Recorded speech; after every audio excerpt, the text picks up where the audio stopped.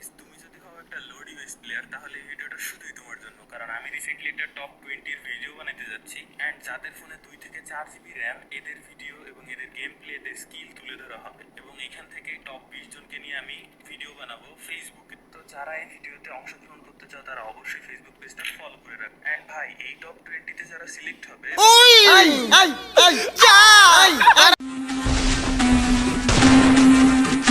I'm going to my black